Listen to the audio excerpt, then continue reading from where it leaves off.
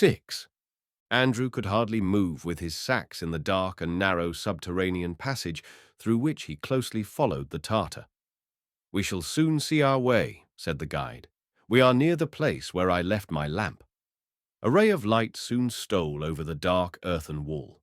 They reached a small square which seemed to have been a chapel. At least a narrow table, like an altar, stood against the wall, and over it hung a Latin image of the Madonna, the painting of which had faded away and could hardly be traced. A email silver lamp, which hung before it, threw over it an uncertain light. The Tartar bent down and took up from the floor a brass candlestick on a high, thin foot, with snuffers, a nail for trimming the wick, and an extinguisher hung round it on chains. Taking up the candlestick, she lighted the candle at the lamp.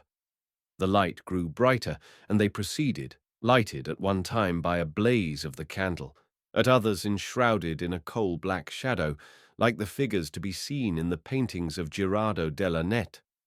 The robust, fine features of Andrew, beaming with health and youth, offered a strong contrast to the emaciated, pallid face of his companion. The passage had grown wider, so that Andrew could now hold himself erect. He looked with curiosity at the earthen walls. As in those of Keef, there were excavations, and coffins stood in them from distance to distance. At some places, even human bones were to be met with, grown soft by the dampness of the air and moulded into powder. Here, too, seemed to have lived holy men who had sought a refuge from the tempests of the world, from pain and temptation. At times the dampness was very perceptible, and sometimes they even had their feet in water.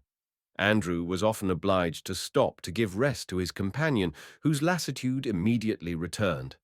A little morsel of bread which she had swallowed only caused pain to her stomach, which had become unaccustomed to food, and she often remained motionless for some minutes.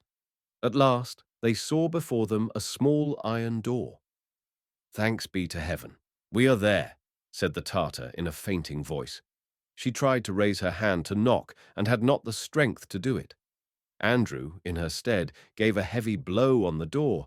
It resounded with a rumbling noise, which indicated that there was a wide empty space behind the door, the sound changing its tones as if met by high arches. At length the door was opened. They were admitted by a monk who stood on a narrow staircase with the key and a light in his hand.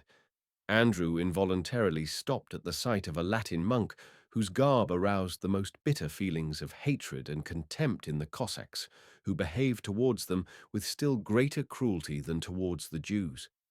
The monk also drew back a step at seeing a Zaporoghian Cossack, but a word indistinctly muttered by the Tartar quieted his fear. He shut the door after them, lighted them up the staircase, and they found themselves under the dark vaulted roof of the cloister church. At one of the altars, decked with tapers in high candlesticks, knelt a priest in the attitude of prayer. On either side of him, also kneeling, were two young choristers, clad in violet mantles, with white lace capes, holding censers in their hands. The priest was imploring a miracle from heaven. He prayed that God would preserve the city, strengthen the failing courage, send down patience and resignation to the hearts of the timid and pusillanimous, to support them under the misery he had sent. Some women, like so many phantoms, were on their knees, reclining, and even drooping their heads on the backs of the stools and of the dark wooden benches before them. Some men, leaning against the columns which sustained the side arches, mournfully knelt also. A window with coloured glass, which was over the altar, was now lighted by the pink hue of morning, and from it fell, down upon the floor, blue, yellow, and variegated circles of light, which suddenly brightened the darkness of the church. The whole of the altar in its distant niche seemed drowned in light. The smoke of the incense hung in the air like a cloud, beaming with all the hues of the rainbow. Andrew was fain to look from the dark corner where he was standing on this remarkable phenomenon produced by light. At this moment, the sublime pealing of the organ suddenly filled the whole of the church. It grew deeper and deeper, increased by degrees into the heavy rollings of thunder, and then, all at once, turning into a heavenly melody, sent up higher and higher beneath the vaulted roof, its warbling notes, which recalled the delicate voices of maidens. Then once more it changed into the deep bellow of thunder, and then it was silent. But the rollings of the thunder, long after, tremulously vibrated along the aisles, and Andrew, with open mouth, stood marvelling at the sublime music. And now he felt somebody pull the skirt of his coat. "It is time," said the Tartar. They went across the church without anyone paying attention to them, and came out on the square which was in front of it. The dawn had long ago spread its rosy tint over the sky. Everything showed that the sun was about to rise. There was nobody in the square. In the middle of it remained some tables, which showed that, not longer than perhaps a week before, there had here been a market of victuals. As pavements were not used in those times, the ground was nothing but dried mud. The square was surrounded by small stone and clay houses, 1 story high, with walls in which might be seen from top to bottom the wooden piles and pillars across which projected the wooden beams. Houses such as used to be built then may till now be seen in some towns of Lithuania and Poland. Almost all of them were covered by disproportionately high roofs, pierced all over with numbers of dormer windows. On one side, almost next to the church, rising above the other buildings, was an edifice quite distinct from the others, which seemed to be the town hall of the city or some other public establishment. It was 2 stories high, and above it rose a 2-arched belvedere, where stood a sentry. A large sundial was fixed in the roof. The square seemed dead, but Andrew thought he heard a faint moaning. Looking on the other side, he saw a group of 2 or 3 men who were lying quite motionless on the ground.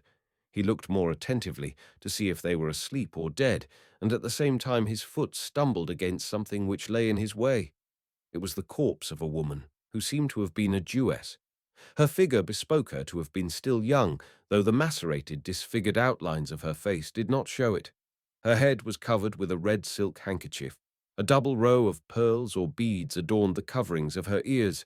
2 or 3 curling locks fell from under them on her shriveled neck, on which the tightly drawn veins showed like sinews. Beside her lay a child, whose hand convulsively grasped her lank breast and twisted it with his fingers, in vain anger at finding there no milk. The child had ceased weeping and crying, and the slow heaving of its chest alone showed that it was not yet dead, or, at least, that its last breath was yet to be drawn.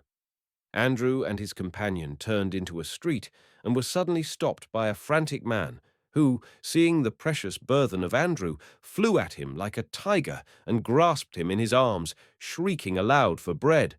But his strength was not equal to his frenzy. Andrew shook off his grasp, and he fell on the ground. Moved by compassion, he threw him a loaf. The other darted like a mad dog upon it, gnawed and bit it, and at the same moment and on the very spot died in horrible convulsions from long disuse of taking food. Almost at every step they were shocked by the sight of hideous victims of hunger. It seemed that many could not endure their sufferings in their houses, and had run out into the streets, as if in hope to find something strengthening in the open air. At the doorway of a house sat an old woman, and one could not tell whether she were dead, asleep, or swooning.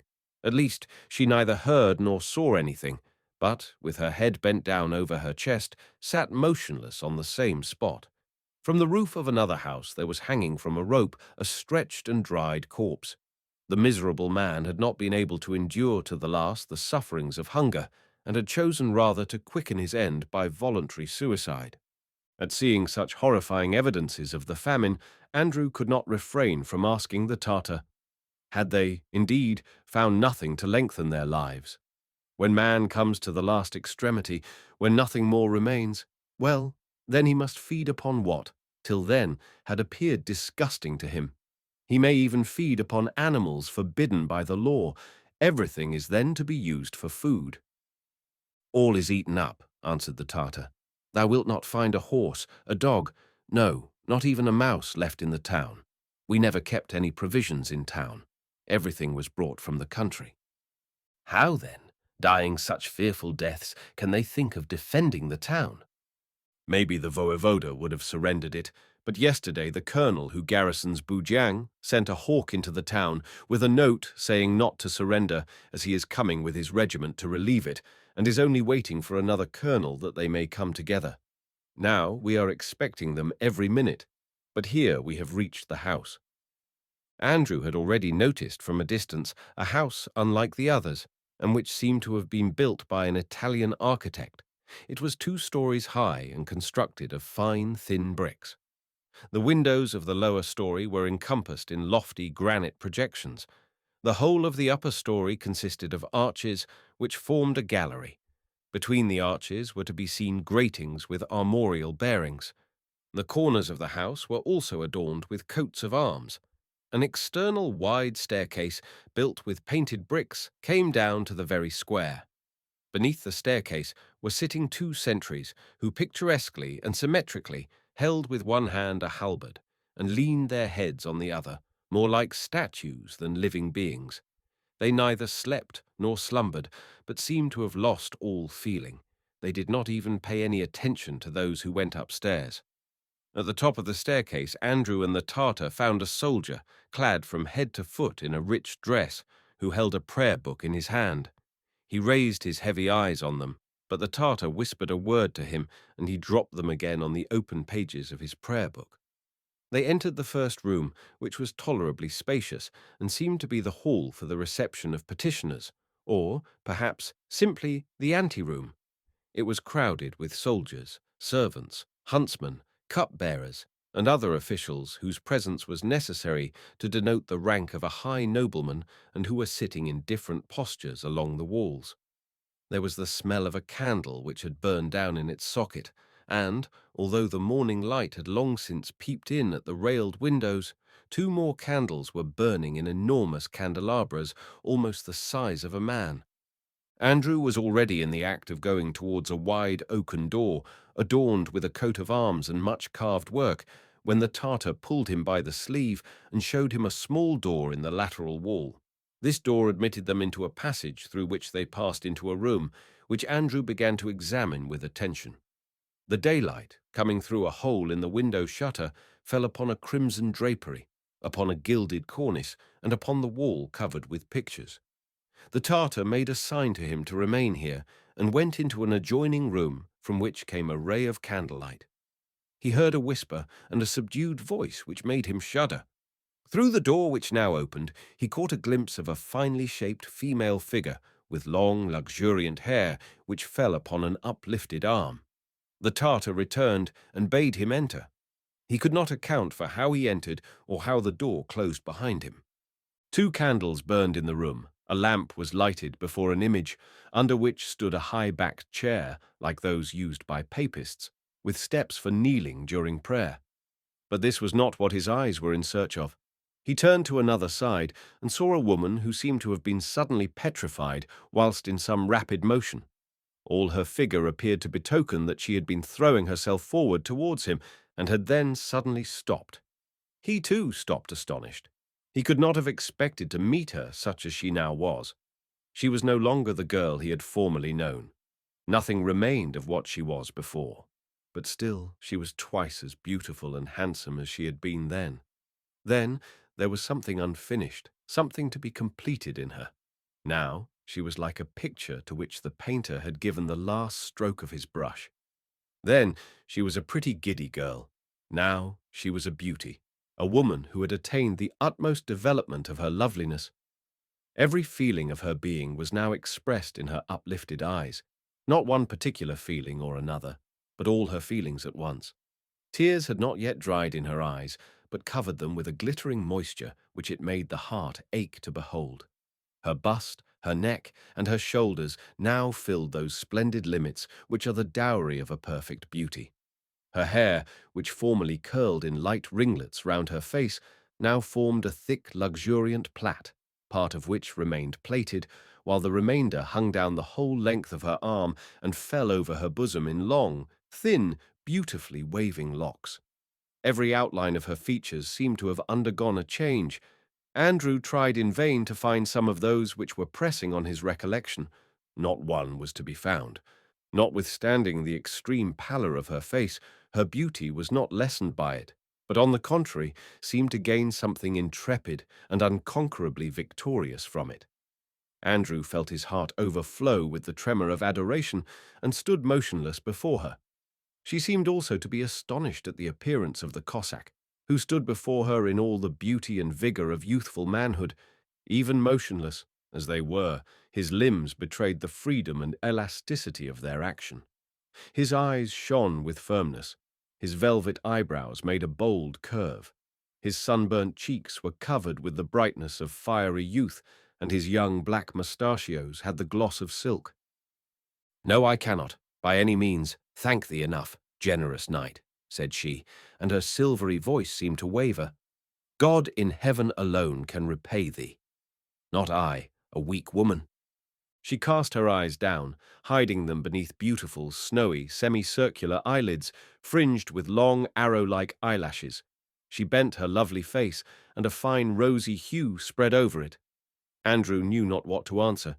He wished to tell her at once all that he had in his heart, to tell it as warmly as he felt it. But he could not. Something stopped his lips. Even his voice failed him. He felt that he could not answer her words, he who had been brought up in the college and in migratory warfare, and he cursed his being a Cossack. At this moment the Tartar came into the room. She had already cut the loaf brought by Andrew into slices, which she brought on a golden dish and set before her mistress. The lovely girl looked at her, at the bread, and lifted her eyes on Andrew. And much did those eyes express. That affecting look which betrayed her sufferings and the impossibility of telling all the feelings which filled her bosom was more easily understood by Andrew than any speech. He felt his heart lightened at once. He seemed to have at once lost all confusion. The motions and feelings of his soul, which had till then appeared held in subjection by some heavy hand, now seemed to be set free, and uncontrollable streams of words ready to flow forth. But the young beauty turned abruptly towards the Tartar and hastily asked, "And my mother? Hast thou taken it to her?" "She is asleep." "And to my father?" "I have. He said that he would come himself to thank the knight." She took a piece of bread and raised it to her lips. Andrew looked at her with inexpressible delight as she broke it with her white fingers and began eating. But suddenly he remembered the man, driven to frenzy by hunger, who died before his eyes from swallowing a morsel of bread. He turned pale, and seizing her hand, shrieked, "Enough! Eat no more! Thou hast not eaten for so long a time. Bread may bring death to thee." She let her hand fall directly, put the bread upon the dish, and, like an obedient child, looked into his eyes. And could any words describe? But no, neither chisel, nor brush, nor even the loftiest and most powerful language can express what may sometimes be seen in the eyes of a maiden, or the delightful sensation of him who looks into such eyes. "Queen," cried Andrew, overwhelmed by his feelings, "what dost thou want? What dost thou wish? Order me to it. Set me the task, the most impossible that ever was in the world. I will fly to accomplish it. Tell me to do what no man can do. I will do it. I will perish myself. Yes, that I will. And to perish for thee, I swear by the Holy Cross, will be sweet to me. No, but I shall never be able to say it. I have 3 farms. Half of my father's horses are mine. All the dowry of my mother. All that she has kept hidden even from him. All is mine. None of our Cossacks has now such arms as I have. For the hilt alone of my sabre, they will give me the best herd of horses and 3,000 sheep. All this I will renounce. I will throw it away. I will burn it, drown it if thou sayest but a word. Nay, if thou only movest thy fine dark eyebrow. I know that my speech is foolish, that it is out of time, out of place, that I, who was brought up in the college and in the Ssiecha, shall never be able to speak like kings, like princes, and like the best man among the noble knights. I see that thou art another creature of God unlike us, and that far below thee are all other noble maidens." With increasing astonishment, all ears, but not understanding a single word, did the maiden listen to the frank, hearty speech, which, like a mirror, reflected the young, powerful soul, every word of which, spoken in a voice bounding straight from the bottom of the heart, was invested with power. She bent her beautiful face forward, threw over her back the troublesome locks, opened her lips, and remained looking at him a long time, then was about to speak. But she suddenly stopped and recollected that another path had to be followed by the knight, that behind him stood his father and his kin, like so many harsh avengers.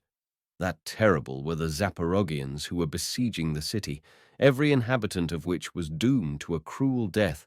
Then suddenly her eyes filled with tears.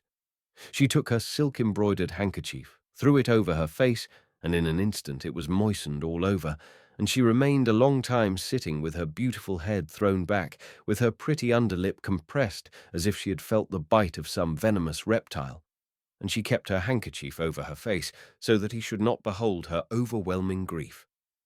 "Say but one word to me," said Andrew, and he took hold of her satin-like arm.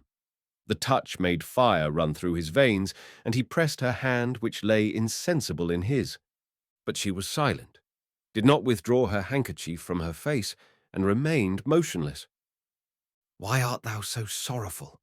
Tell me, why art thou so sorrowful?"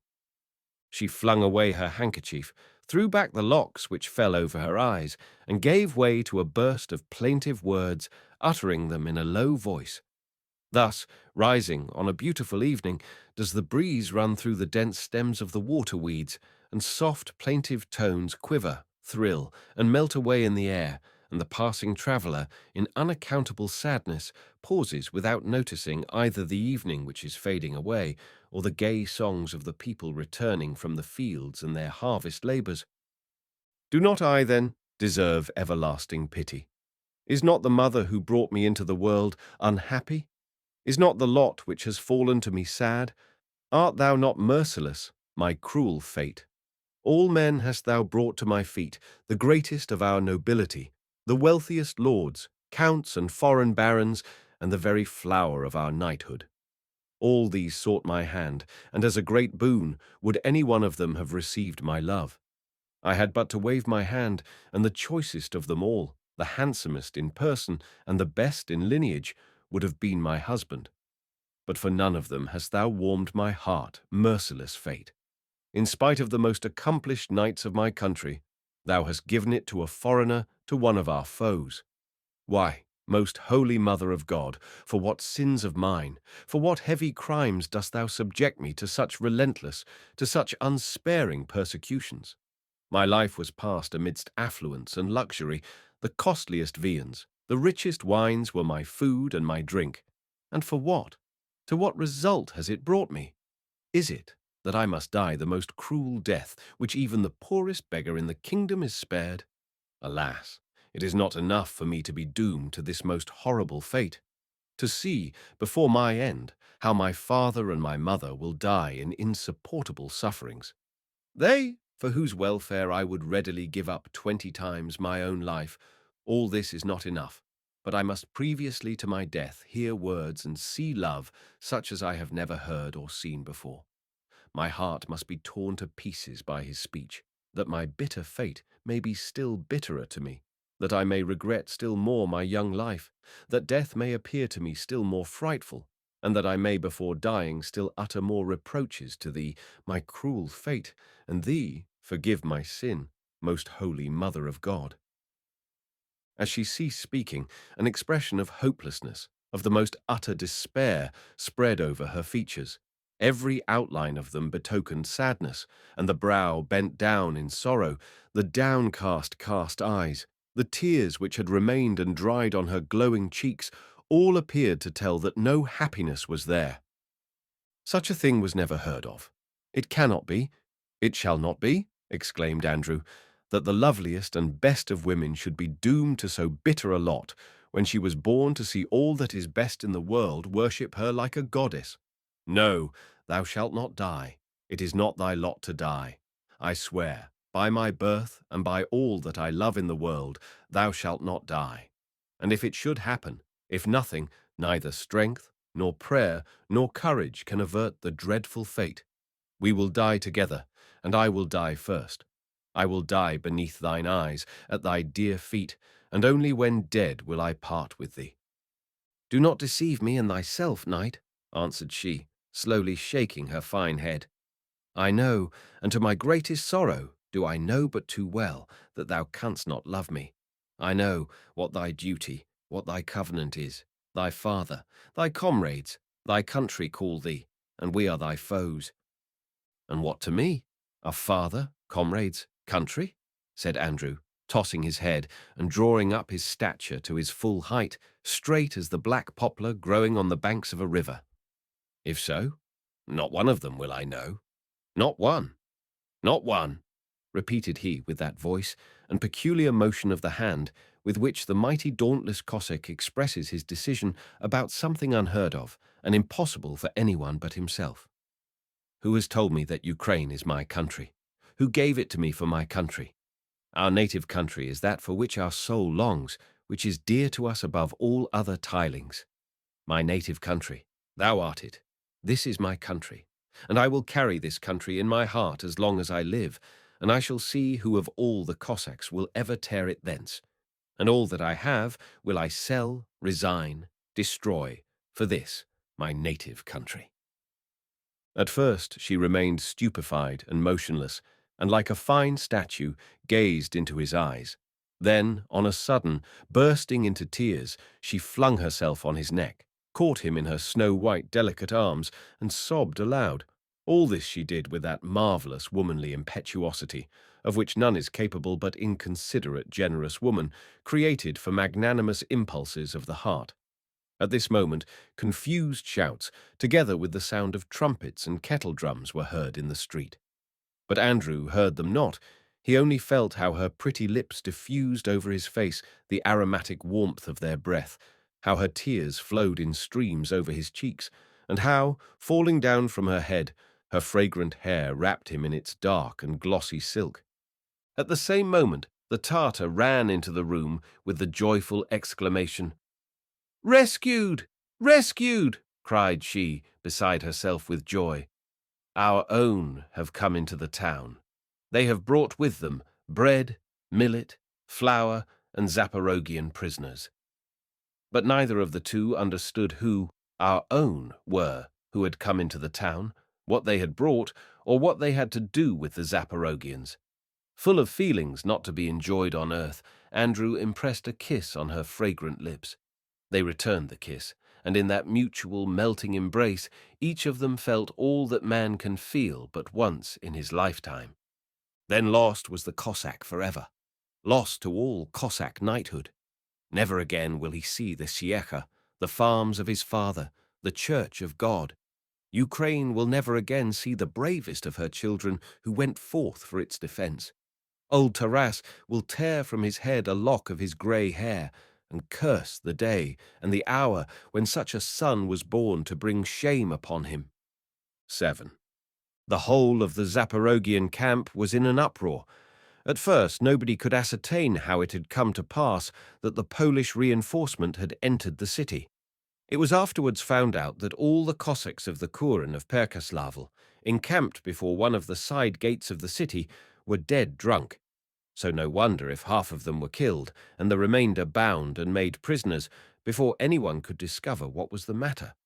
While the other Kurens, awakened by the noise, had but time to snatch up their arms, the Poles had already made their way through the gate, and their rear ranks alone fired on the Zaporoghians, who, not yet wholly recovered from their slumbers and their tipsiness, had in disorder rushed upon them.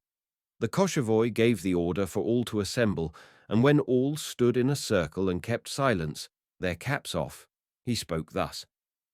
"Do you see, gentlemen brothers, what has happened this night? You see now the result of drunkenness. You see the shame that the foe has brought upon us. It seems to be part of your habits that if your allowance is doubled, you think yourselves entitled to go on drinking till you bring yourselves into such a state that the foe of Christian soldiers may not only pull off your trousers, but even spit in your face before you are aware of it." The Cossacks stood with their heads bent down, as if to acknowledge their fault. The ataman of the Kuren of Nizamytsi, Kukubenko, alone retorted. "Stop, father," said he. "Although it is not according to the rules that one should reply when the Koshevoy is speaking before the army, yet, as the matter was not thus, I must say so. Thou art not quite right in thy reproach. The Cossacks would have been in fault, and would have deserved death if they had got drunk on march, on the field of battle, or during some hard or difficult labour. But we remained without any business at all, sauntering round the city. No fast, nor any other Christian penance was at hand. How then could it be expected that a man should not get drunk when he had nothing to do? There is no sin in that. Let us rather show now what it is to fall upon innocent men. We have till now struck hard. Let us now strike, so that they may not even be able to take to their heels to fly back to their homes. The speech of the Kurenoi ataman greatly pleased the Cossacks. They raised their eyes, which had, till then, remained bent down, and many of them approvingly tossed their heads, saying, "Well said, Kukubenko." Tarass Boolba, who was standing not far from the Koshevo, said, "How now, Koshevoi? Kukubenko seems to be right. What wilt thou say now?" "What will I say? I will say that happy is the father that has brought such a son. It is no difficult matter to find upbraiding words, but it is a difficult matter to speak such words as, aggravating a man's misfortunes by reproach, may coax him and stir up his fallen spirit, as spurs incite the spirit of a steed refreshed by drink. I had, myself, the intention of adding some encouraging words, but Kukubenko has outstripped me."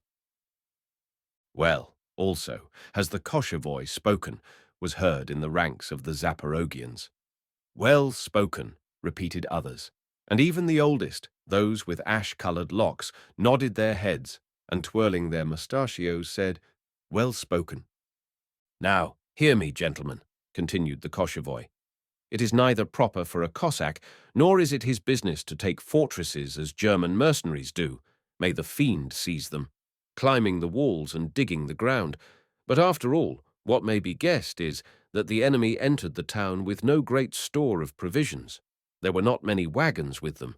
The people in the fortress are starving, so all will be eaten up in no time. As for the horses, I do not know, unless some of their saints throw them hay from heaven. But this seems not highly probable, the more so as their parsons are men of mere words. So, happen what will, not one of them must ever come out of the town. Divide yourselves into 3 parties, and take the 3 roads which lead to the 3 gates. 5 Kurens must take the high road before the main gate. Before each of the others, 3 Kurens must stand. The Diadnivsky and the Korsunsky Kurens must lie in ambush. Colonel Tarass, with his regiment, must lie in ambush also. The Titarevskoy and the Tonoshevsko Kurens in reserve on the right flank of the baggage. The Shcherbinovskoy and the Upper Steblikovskoy on its left flank. Now, come forward those who are clever at teasing, and tease the enemy. Poles are empty-headed people, and cannot bear jeering, and maybe, even today, they will sally forth out of the gates. Let the atamans pass each Kuren in review. Those that have not their full complement must be filled up with the Cossacks remaining from the Perkaslavskoy Kuren. Then, review them once more. I let every Cossack have a loaf and a dram of brandy to drive away the tipsiness out of his head. But surely everyone got enough yesterday. For to say the truth, you all had so much drink that I wonder nobody burst asunder in the night. One order more.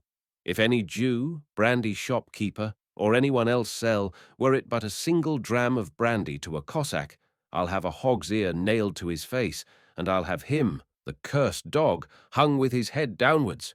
Well, now to business, brothers."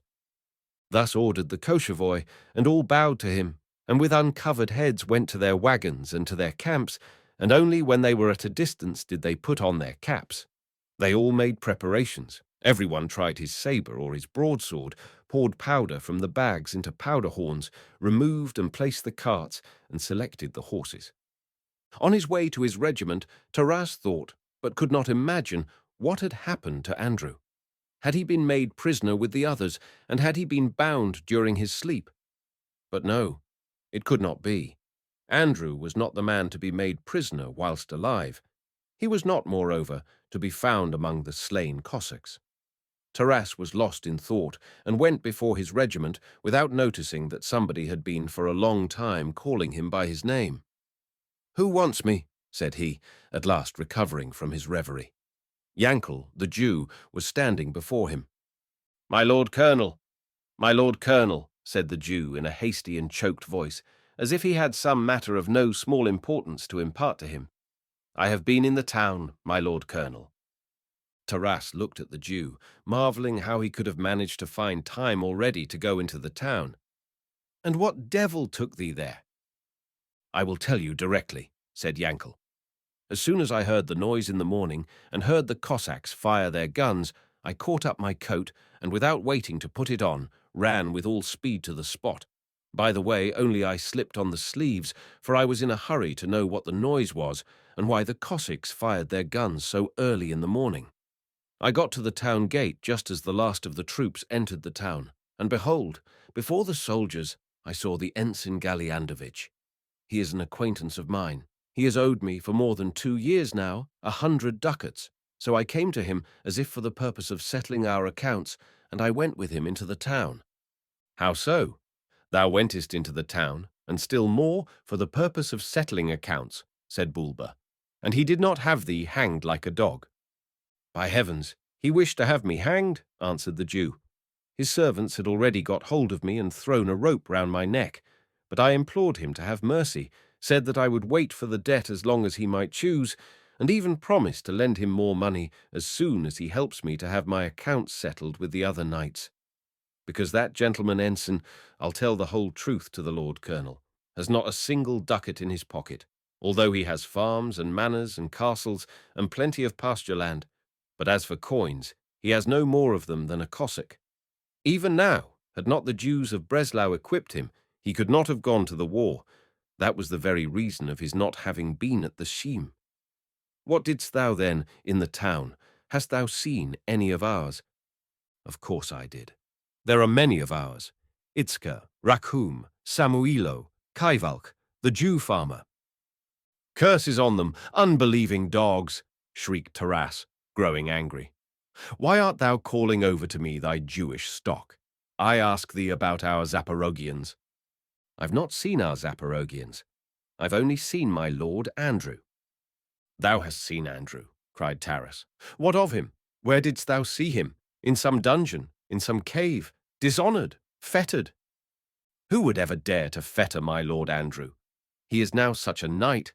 By heavens, I hardly recognized him. His coat all over gold, his belt all gold. Yes, all over gold, and everywhere gold, just like the sun, as it shines in spring, when every bird is chirping and singing in the gardens, and every blade of grass is fragrant, thus is he all shining bright with gold. And the steed that the voevoda has given him is the best riding horse one ever saw. The steed alone is worth 200 ducats. Boolba was astounded. Why did he put on this strange dress? Because it was better than his own. That's why he put it on. And he is riding about, and others are riding about, and he is teaching others, and others are teaching him, just like the most important Polish lord. And who constrained him to do this? I am not saying that anybody put any constraint on him. Does not your lordship know, then, that he went over to them of his own free will? Who went over? My Lord Andrew. To whom is he gone over? To the other side. He is now quite theirs. Thou liest, hog. How can it be that I should lie? Am I a fool to lie? Will I lie at the risk of my own head? Do I not know that if a Jew happen to lie to a lord, he will be hanged like a dog? So thou sayest that he has sold his native country and his faith. I did not say that he had sold anything. I am only saying that he has passed over to the other side. Thou liest, cursed Jew. Such a thing never happened in a Christian land. Thou mockest me, cursed dog. May grass grow on the threshold of my house if I lie. May everyone spit on the tomb of my father, on that of my mother, on those of my father-in-law, of the father of my father, of the father of my mother, if I lie. If your lordship wishes, I'll even say why he went over to them. Why then? The voevoda's daughter is a beauty. Heavens, what a beauty! And the Jew endeavored as well as he could to express her beauty in his face, stretching his hands asunder, twinkling one of his eyes, and writhing his mouth on one side, as if he had tasted something good. Well then, what of that?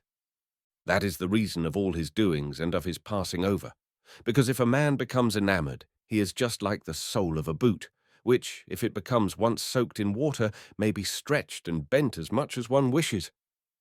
Boolba fell into a deep reverie. He remembered that such is the power of a weak woman that many mighty men perish by it, that Andrew was very vulnerable on that point, and long did he remain as if riveted to the same spot. "Hear me, your lordship. I'll tell your lordship all," proceeded the Jew. "Just as I heard the noise and saw the troops entering the town gate, I caught up, at all events, a string of pearls, because in the town there are many beauties and noble ladies. And wherever there are beauties and noble ladies, said I to myself, even if they have nothing to eat, they will nevertheless buy finery. And as soon as the servants of the ensign had let me go, I ran to the voivoda's courtyard to sell my pearls. I learned everything from a Tartar servant maid. The marriage will take place as soon as the Zaporoghians are driven away. My lord Andrew has promised to drive the Zaporoghians away." "And thou didst not kill him on the spot, the devil's son!" shrieked Boolba. "Why should I have killed him? He went to the Poles of his own good will. What harm is there? He found himself better off there, so there he went." "And didst thou see him in person?" "By heaven I did. Such a fine warrior, the best of all. May heaven grant health to him. He knew me in a moment, and as I passed near him, he at once said to me—" "What did he say?" "He said, 'No.' He first beckoned to me, and then afterwards said to me, 'Yankel.' And I said, 'My lord Andrew, Yankel, tell my father, tell my brother, tell the Cossacks, tell the Zaporoghians, tell everyone that my father is no more a father to me, that my brother is no more my brother, my comrades no more my comrades, and that I will fight against them. Against every one of them will I fight.'" "Thou liest, Judas," shrieked Tarass, beside himself with rage. "Thou liest, dog. Aye, thou hast crucified Christ, man accursed by heaven. I will kill thee, Satan. Away with thee, or thou art a dead man."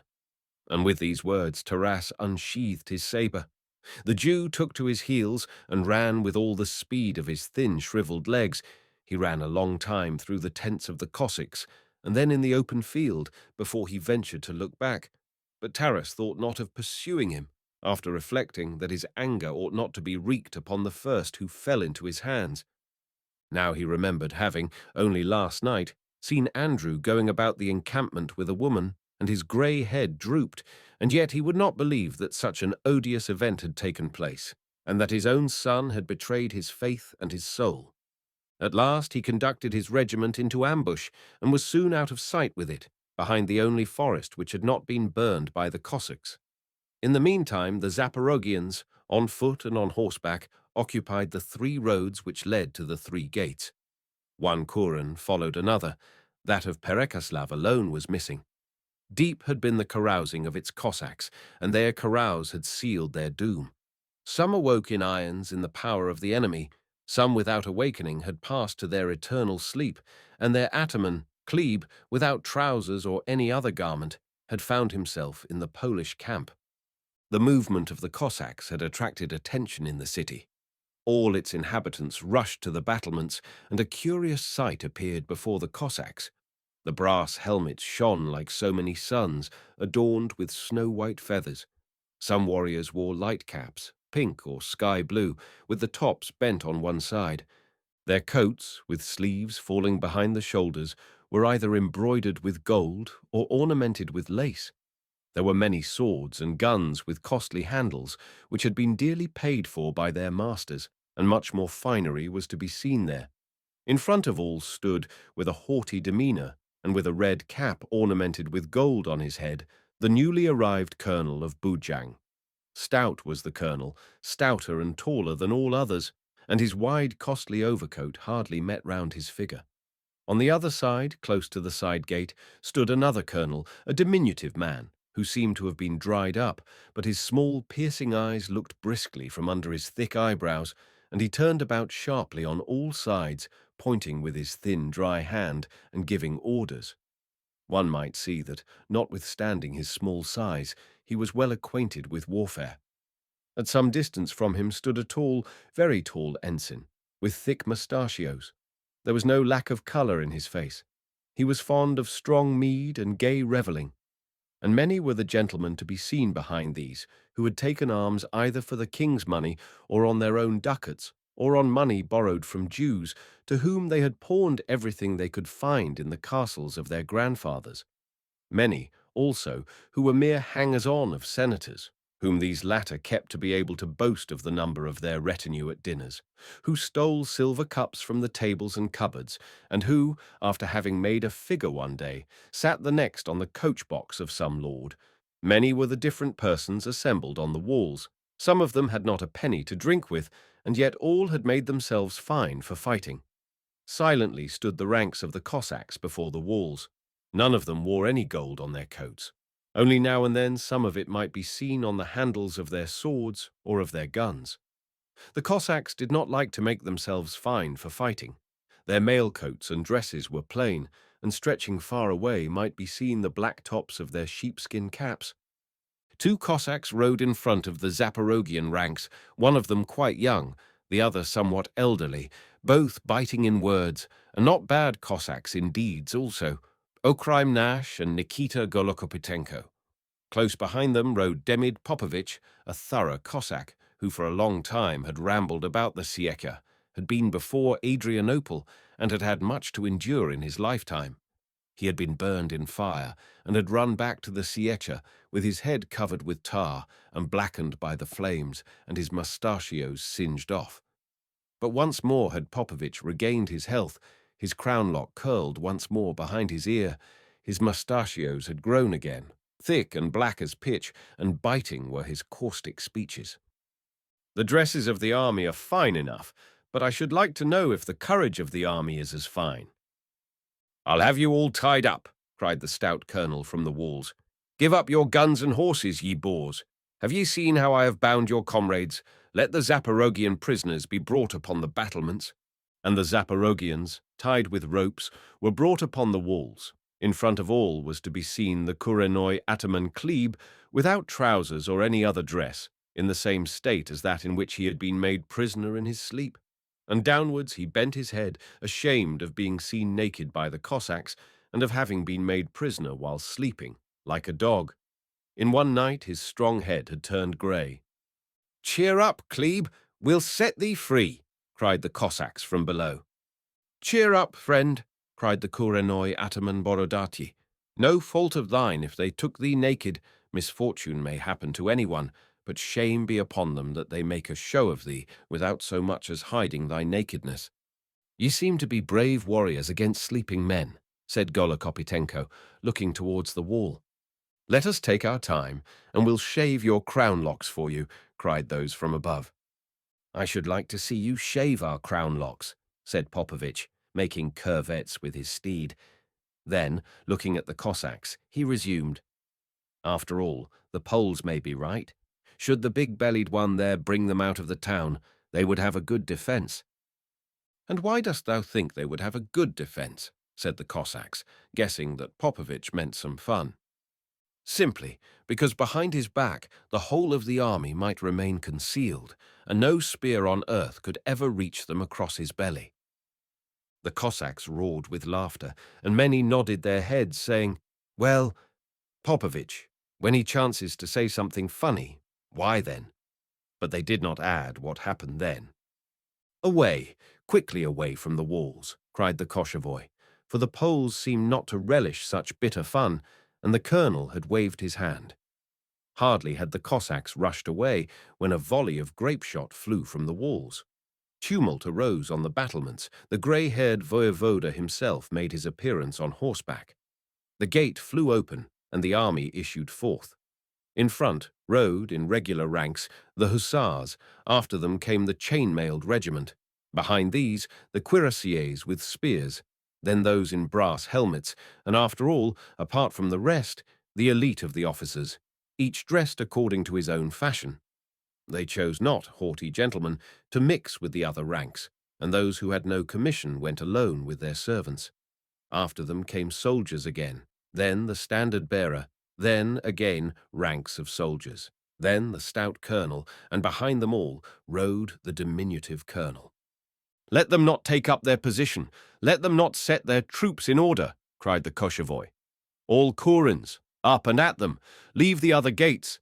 The Titarevskoy Kuren attack one flank. The Dyadkovskoy Kuren attack the other. Kukubenko and Palivoda push on the rear, mix, confuse, and drive them asunder. And the Cossacks struck on every side. The Poles were driven asunder and mingled in confusion, and the Cossacks were mixed with them. Even firing was out of the question. Swords and spears were alone useful. The melee became general, and everyone could show his personal skill. Demid Popovich had already speared 2 soldiers and thrown 2 officers from their steeds, saying, "Those are good horses. I have long wished to have such horses." And he drove the horses a long way out into the field, calling to the Cossacks standing there to catch them. He again went into the crowd, once more attacked the officers thrown down, killed one of them, and throwing his arkan round the neck of the other, tied it to his saddle and dragged him over the field, after possessing himself of his costly sword and the purse full of ducats, which hung at his belt. Kobita, a good Cossack, and a young one too, fought with one of the bravest Polish warriors, and long was their fight. They were already hand to hand. The Cossack got the uppermost, and after throwing down his adversary, plunged his sharp Turkish knife into his breast, but he took no heed of himself, and on the very spot a hot bullet struck him on the temple. He who killed him was one of the most notable among the lords, a handsome knight of ancient and princely descent. Slim as a poplar, he rode on his chestnut steed. Many were the noble knightly feats he had already accomplished. 2 Zaporoghians had he hewn in twain. Theodore Korge, a good Cossack, had he thrown on the dust with his horse. He shot the horse and pierced the Cossack under it with his spear. Many heads, many hands had he hewn down. He had killed the Cossack Kobita by sending a bullet through his temple. "This is the man with whom I should wish to try my strength," cried Kukubenko, the ataman of the Nezamaikovskoy Kuren, and spurring his horse, he rushed up close behind him and gave a fearful howl, which made all around shudder. The Pole tried to turn his horse round to confront his foe, but the horse would not turn. Terrified by the fearful shriek, it dashed aside, and Kukubenko fired his gun at the rider. The bullet entered his shoulder blade, and down went the Pole on the ground.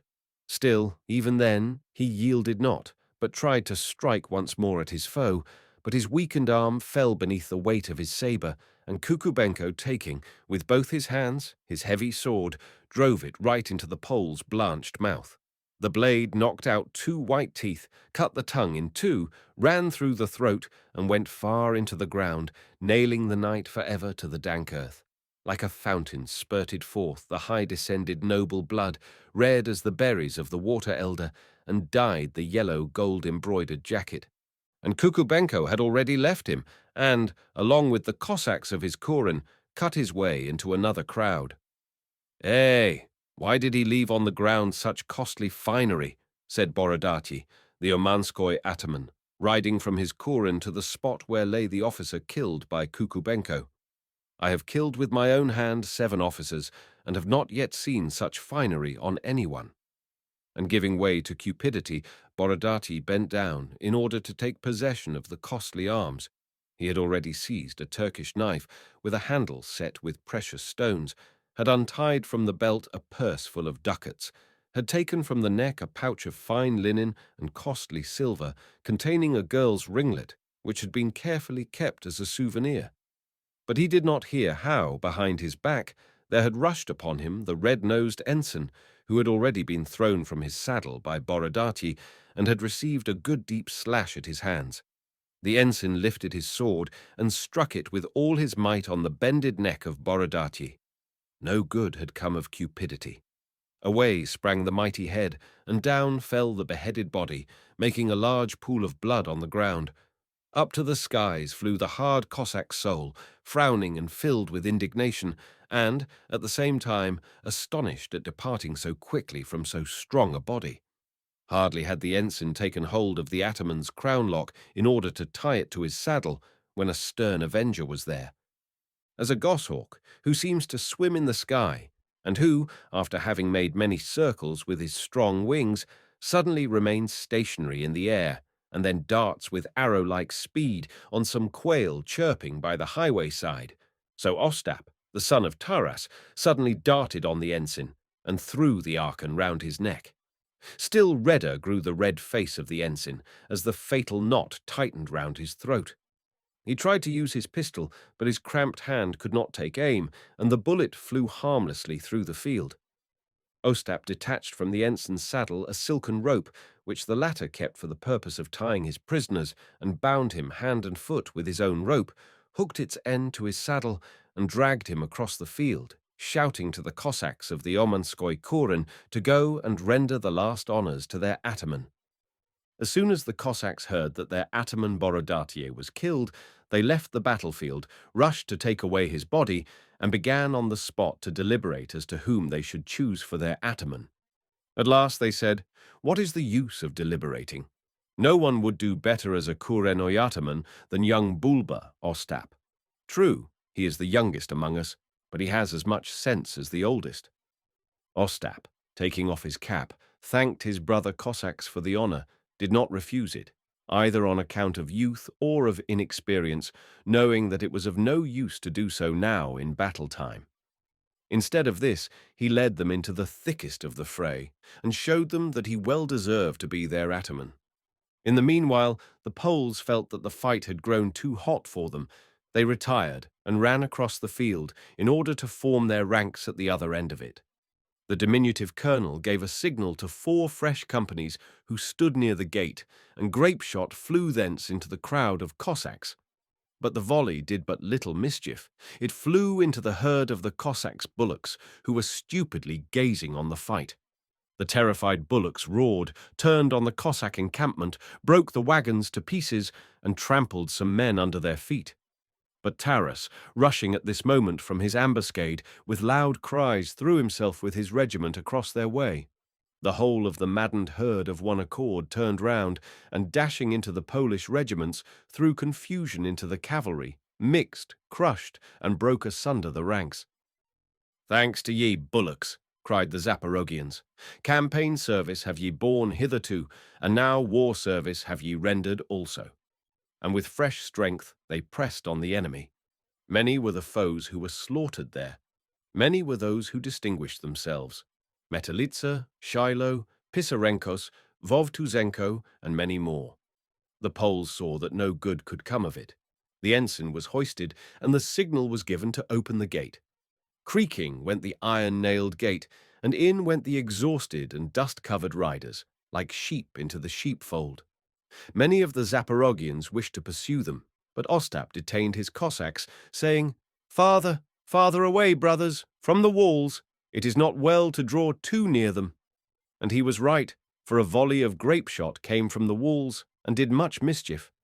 At this moment the Koschevoi rode up to Ostap and praised him, saying, "Though thou art but a new ataman, yet thou leadest thy Cossacks like an old one." And old Tarass turned round to see who the new ataman was, and beheld his Ostap in front of the Omansko. Kuren, his cap stuck on one side, and the ataman's mace in his hand. "There, just look at that one," said he, gazing at him, and joyful felt old Boolba, and began to thank the Cossacks for the honour bestowed on his son.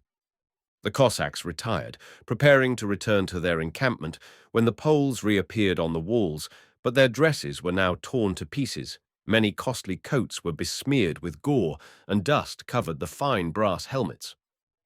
"Did you tie us with your ropes?" cried the Zaporoghians from below.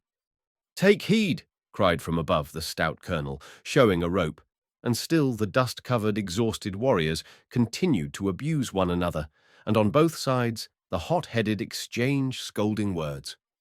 At last all withdrew. Some, tired by the fight, retired to rest. Some applied earth to their wounds, and tore into bandages kerchiefs and costly dresses taken from the slain enemies. Those who were less tired went to remove the corpses of their dead comrades, and to render the last duty to them. Graves were dug with sabres and spears, the earth was carried away in caps and in the skirts of coats.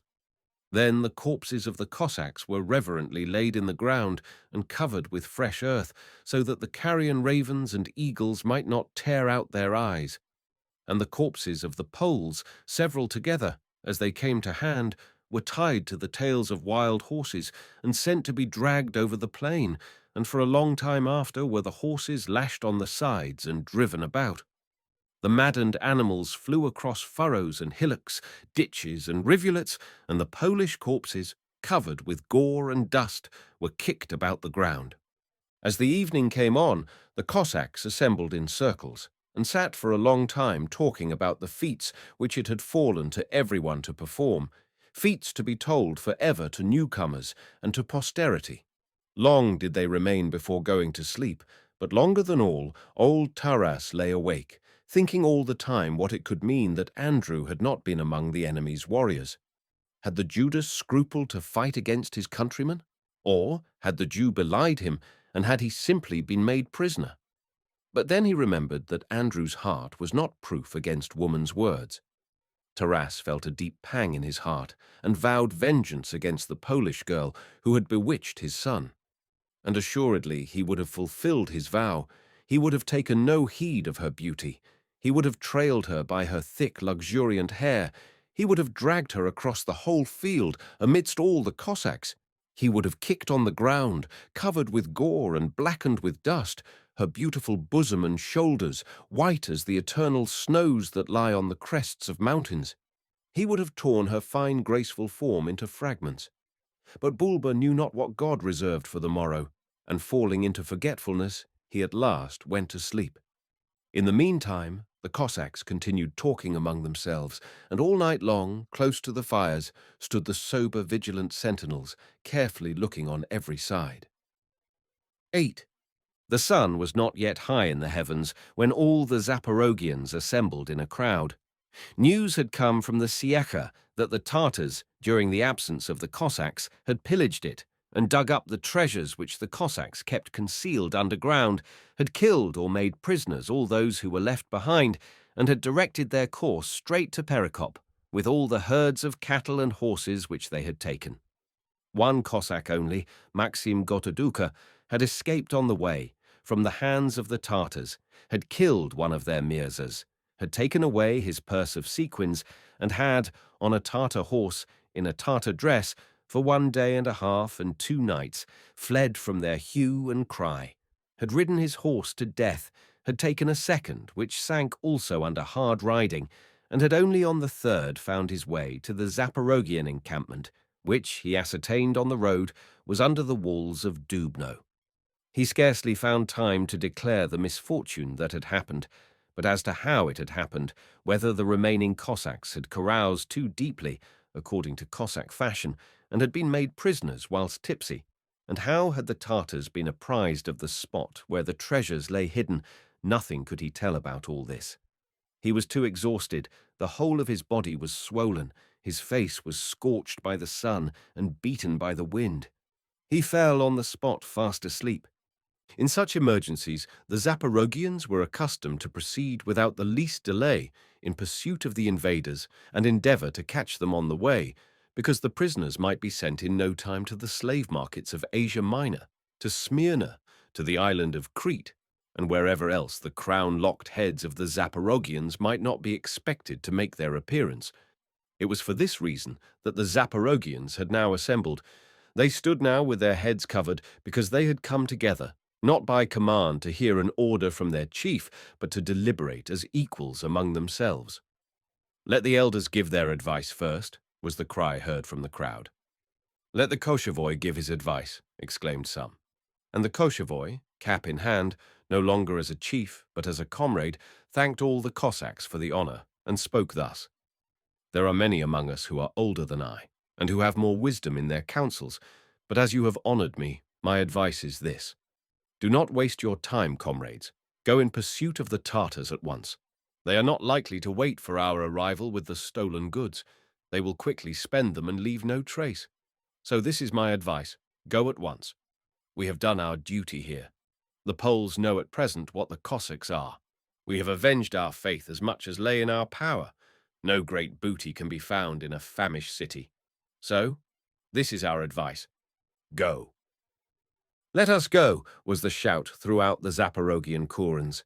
But the speech was not welcome to Tarass Boolba, and still deeper over his eyes did he bend his contracted eyebrows, whose greyish white made them resemble bushes which grow on the high crest of mountains, and whose tops are ever covered with the sharp points of the boreal sleet. "Not so.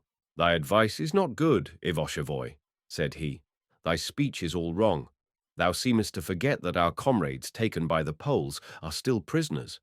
Thou seemest to wish that we should not fulfill the first holy rule of comradeship, that we should leave our brothers that they may be flayed alive, or that their Cossack bodies may be quartered and dragged about through towns and villages, as they have already done with the hetman and the best Russian knights. Has our faith not yet sustained sufficient insults? Who are we then? I ask all of you, what sort of Cossack is he who leaves his comrade in misfortune, who leaves him to die the death of a dog in a foreign country? If it has come to such a pitch that nobody any longer values the Cossack's honor, that everyone allows his grey mustachios to be spit upon and bears the insult of shameful words, I, for one, will not bear it. Alone will I remain." The Zaporoghians wavered. "And dost thou forget, brave colonel," replied the Koschevoi, "that those who are now in the hands of the Tartars are our comrades too, and that if we do not release them now, they will be sold into lifelong slavery to infidels, and that slavery is more bitter than the most cruel death? Dost thou forget that all our treasures, acquired with Christian blood, are now in their hands?" The Cossacks remained thoughtful and did not know what to say. None of them were desirous of acquiring a disgraceful character. Then Cassian Bovdug, the oldest in all the Zaporoghian army, stepped forward. He was held in reverence by all the Cossacks. Twice had he been elected Koschevoi Ataman, and a good Cossack had he proved in war, but he had long ago grown old and ceased to take part in campaigns. He did not like to give advice, but the old fellow liked to remain lying in the Cossack circles, listening to stories about events which had come to pass, and Cossack exploits in war. He never joined in their talk, but remained constantly listening, pressing with his fingers the ashes in his short pipe, which he never took out of his mouth. And long would he remain with his eyes closed, so that the Cossacks knew not whether he was asleep or listening. During all the late campaigns he had remained at home, but on this occasion he had come too, after waving his hand in the Cossack fashion and saying, "Happen what will, I'll go, and perhaps be of some use to my fellow Cossacks." All the Cossacks kept silence as he now appeared before the assembly, because for a long time none had heard him say a single word. Everyone was anxious to know what Bovdug would say. "My turn is now come to speak, gentlemen brothers," he began. "Listen to the old Cossacks saying, children." Wise were the Koshevoi's words, and, as the chief of the Cossacks, who is bound to preserve the treasures of the army and to care for them, nothing more wise could he have said. Let this be my first saying. Listen now to my second. This is what I will tell you now. Great was the truth of what the Colonel Tarass said. May heaven lengthen his life, and may it send more such colonels to Ukraine. The Cossack's first duty and first glory is to fulfill the duty of comradeship. Long as I have lived in this world, gentlemen brothers, I never happened to hear that a Cossack ever left his comrade or betrayed him in any emergency. These and those are both our comrades. Be their numbers great or small, it is the same thing. Both are our comrades. Both are dear to us. So this is my saying. Let the men to whom those who have been made prisoners by the Tartars are dearer pursue the Tartars. Let the others to whom those who have been made prisoners by the Poles are dearer, and who do not choose to desist from a righteous undertaking, remain here. The Koschevoi, according to his duty, may, with the one party, give chase to the Tartars, and the other party may choose a Nakasnoi ataman. And should you like to listen to my old mind's advice, none is better entitled to be the Nakasnoi ataman than Tarass Boolba. None of us is equal in valor to him. Thus spake Bovdug, and then remained silent, and the Cossacks were rejoiced at his having settled their minds. They threw their caps up in the air and cried, "Thanks to thee, father, thou kept silent. For a long time hast thou kept silent, and now at last thou hast spoken thy mind. Truly saidst thou when joining the campaign, that thou mightest be of use to the Cossacks, so has it proved to be." "Well, do you approve this?" asked the Koschevoi. Yes, all of us approve it, cried the Cossacks. So then, the Rada is ended. Yes, it is, cried the Cossacks. Well then, children, listen to my orders now, said the Koschevoi, and stepping forward, he put on his cap, while all the Zaporoghians, from first to last, took off theirs and remained uncovered with their eyes bent on the ground, according to the Cossack custom when their chief was about to address them. Now, gentlemen brothers, separate yourselves. Whoever wishes to go, step to the right. Whoever remains, go to the left. Wherever the greater part of a Kuren goes, thither the ataman follows. If the lesser part goes on one side, it may join the other Kurens. And now they began to pass, some to the right, some to the left. Whither the greater went thither followed the ataman, the lesser part always joining with the other Kurens. In the end, the two sides proved nearly equal. Among those who chose to remain were not a few of the very, very excellent Cossacks. All of them had seen war and campaigns, had sailed to the Anatolian coasts, traversed the Crimean salt marshes and steppes, knew all the rivers and streams that flow into the Dnieper, all the banks and islands of that river, had been in Moldavia, Wallachia, and Turkey, had crossed the Black Sea in all directions in their two-helmed Cossack boats. 50 such boats in ranks had attacked the richest and the tallest ships, had sent to the bottom of the sea not a few Turkish galleys, and had fired away much, very much powder in their lives. More than once had they torn to rags costly stuffs and silks to wrap up their feet. More than once had their pockets been full of bright sequins. And it would have been impossible to reckon how much property, which would have lasted others for a whole life, each of them had spent in feasting and drinking. They had spent it all like righteous Cossacks, treating everyone and hiring musicians in order that everyone around them might enjoy himself. Even now, there were but few of them who had not treasure hidden underground, cups, silver goblets, and ornaments hidden in the reeds on the islands of the Dnieper, in order that the Tartars should not discover them, if, by mischance, they should fall upon the Ssiecha unawares, but it was scarcely possible that the Tartars could have found them, for even the owners had begun to forget where they had hidden them. Such were the Cossacks who resolved to remain and take their revenge on the Poles for the sake of their beloved comrades and the Christian faith. The old Cossack Bovdug resolved also to abide with them, saying, "My years are no longer those in which I could give chase to the Tartars. Here is the place where I may find a Cossack's death. For a long time I have prayed God that I might, when I close my life, end it in war for some holy and Christian reason. Thus it now happens. The old Cossack could not find a more glorious end or in a more fitting place." When all were separated and stood in 2 rows, in kurens on both sides, the Koschevoi went through the ranks and said, "Well now, gentlemen brothers, is one side pleased with the other?" "All are pleased, father," answered the Cossacks. "Well then, embrace one another and give one another a farewell shake of the hand, for heaven knows if we are to meet again in this life. Obey your ataman, do what you know must be done. You know yourselves what a Cossack's honor bids you to do." And all the Cossacks, as many as were there, embraced one another. First of all began the atamans, and wiping their grey mustachios with their hands, kissed one another's cheeks, and then, as they took one another's hands and held them tight, they wished to ask, "Gentleman brother, shall we ever meet again, or shall we not?" However, they put not the question, but kept silence, and both grey heads remained thoughtful.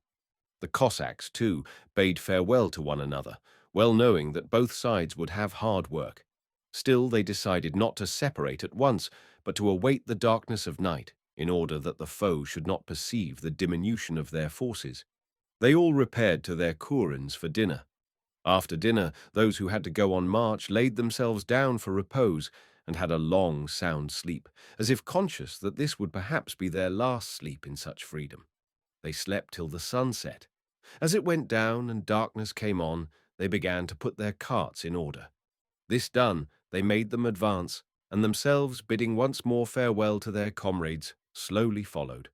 Behind the infantry tramped the cavalry in silence, without crying to their horses or urging them on, and soon nothing could be seen of them in the darkness of the night.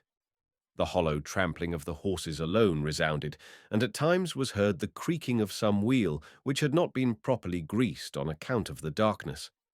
The comrades who were left behind stood a long time waving their hands to them, although nothing could be seen. But when they ceased at last, and came back to their places, when they saw by the light of the stars, which now shone brightly, that half the wagons were gone, and that many, many friends were there no longer, sorrow crept into their hearts, and all became thoughtful and bent down their heads. Tarass saw how mournful the ranks of the Cossacks had become, and that sadness, unbecoming to brave men, had found its way into the heads of the Cossacks. But he kept silence, wishing to leave time for everything, time to grieve over their parting with their comrades. But while silent, he prepared himself to awaken them all at once by suddenly speaking to them like a Cossack, so that courage might again, and with still greater power, return to their hearts. The Slavonic race, that wide-spreading, that mighty race, is the only one capable of this, a race which is to others what the sea is to shallow rivulets. When the weather is tempestuous, it roars and thunders, rises in mountain-like waves, such as feeble streams can never exhibit. But when there is no storm and all is quiet, it spreads out its immeasurable glassy expanse, clearer than any stream, and soothing to the sight of the beholder. Tarass ordered one of his servants to unload one of the carts which stood apart. This cart was the biggest and the strongest in the whole Cossack camp. A double iron hoop encircled its strong wheels. It was heavily loaded, covered with horsecloths, strong ox hides, and corded with tarred ropes. It was filled with casks and barrels of old wine which had long lain in Tarass's cellars. He had brought it in preparation for any solemn occasion when some great event might occur, when some mighty feat, worthy to be recorded for posterity, should be at hand. That then every Cossack, to the very least, might drink some of the precious wine, in order that in a solemn moment a deep impression might be made on every man. On hearing the colonel's command, his servants rushed to the cart, severed the ropes with their sabres, tore away the thick ox hides and horsecloths, and took down the casks and barrels. "Take, all of you," said Boolba. "All, as many as are here, whatever everyone has got.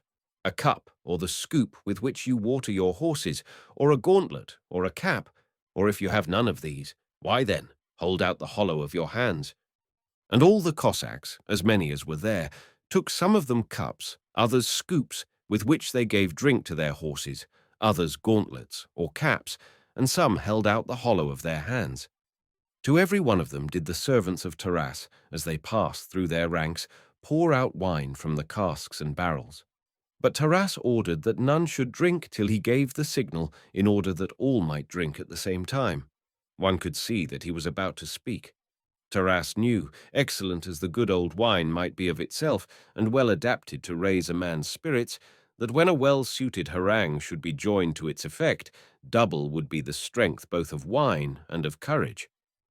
"I treat you now, gentlemen brothers," so spoke Tarass, "not to celebrate my being elected by you as your ataman, however great that honor be, not to solemnize our parting with our comrades.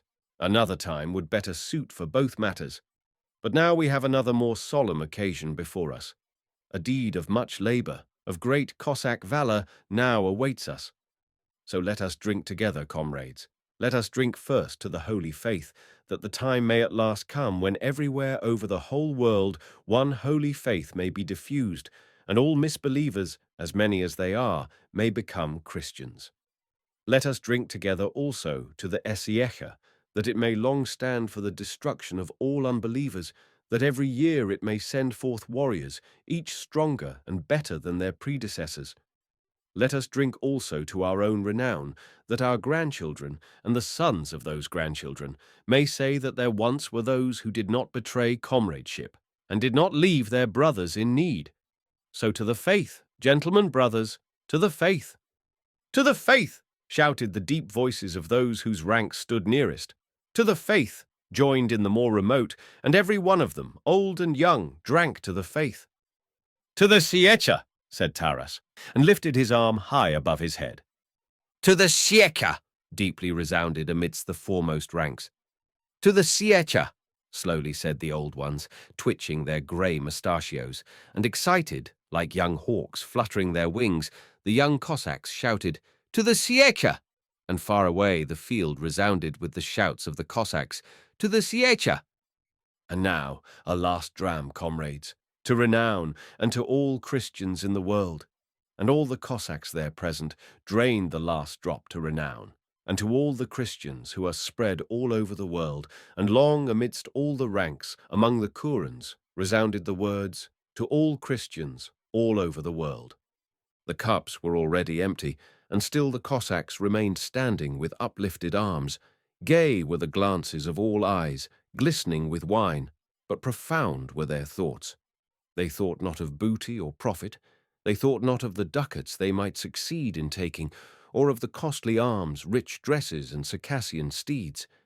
They were thoughtful as eagles sitting on the crests of rocky cliffs, steep and high, from which may be seen the far expanding sea, all covered with galleys and ships like so many small birds, and bordered by narrow, scarcely visible coasts, with towns no bigger than flies, and woods as diminutive as grass.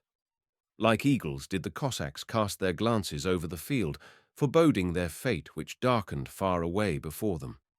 Thus indeed shall it be. The field shall be strewn with their whitening bones. It shall be richly bathed in their Cossack blood, and broken chariots, broken swords and spears shall be scattered all over it. From a long distance off shall be seen mouldering crown-tufted heads with curling and gore-clotted locks, and downward twisted mustachios.